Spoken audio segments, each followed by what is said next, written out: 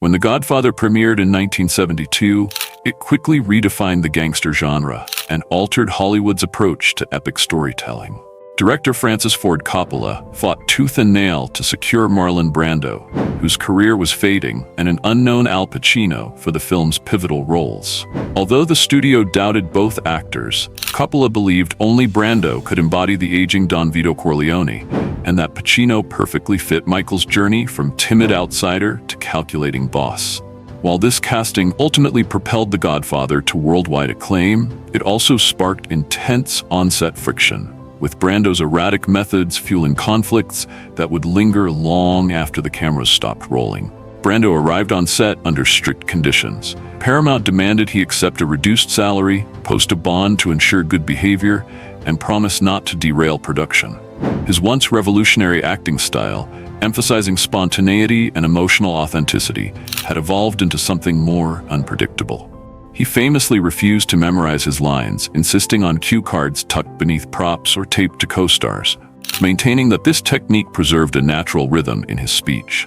Yet for fellow actors already grappling with the film's complex scenes, Brando's improvisations often disrupted their flow. Perhaps the most notable clash involved Al Pacino, whose methodical preparation clashed with Brando's cavalier spontaneity. Pacino, still proving himself, felt that certain sequences demanded intense focus, especially the iconic restaurant assassination scene. He found Brando's casual breaks and line-reading idiosyncrasies jarring, a sentiment shared by others on set. Robert Duvall, portraying Tom Hagen, recalled that Brando's refusal to follow conventional rehearsal protocols created confusion.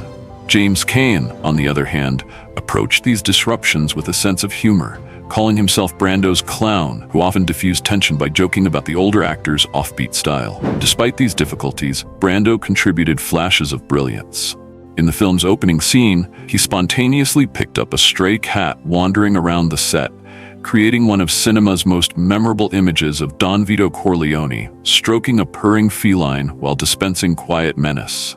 His performance was so riveting that many co-stars overlooked the frustrations. Yet Brando also felt overlooked when it became evident that Michael's story arc would dominate subsequent acts. He resented watching the spotlight shift to Pacino, and the studio's early consideration of Burt Reynolds for a possible role only aggravated his temper. Brando even threatened to quit if Reynolds joined the cast, reflecting a deep-seated disdain for showy actors he viewed as lacking depth.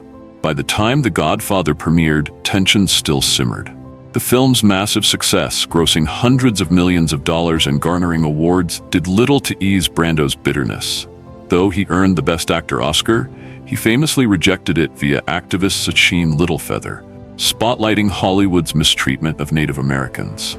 This protest overshadowed the rest of the ceremony and annoyed many within the industry. In the years that followed, Brando seldom attended Godfather reunions, his absence underscoring an emotional rift. Ultimately, these unresolved tensions cast a shadow over the co-stars' relationships.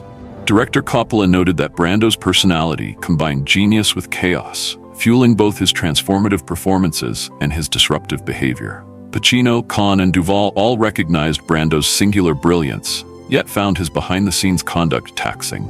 Some suggested that the friction, paradoxically, added depth to the film.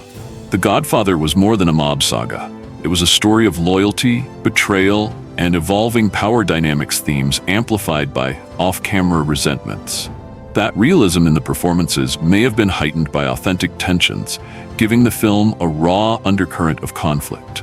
In retrospect, The Godfather stands as a cinematic masterpiece, influencing countless directors, writers, and actors with its morally complex storytelling. Marlon Brando's portrayal of Don Vito Corleone revitalized a fading career and became an iconic template for quiet, mouth-brooding authority. Yet behind this triumph lay strained partnerships, unmet expectations, and grudges that Brando never truly released.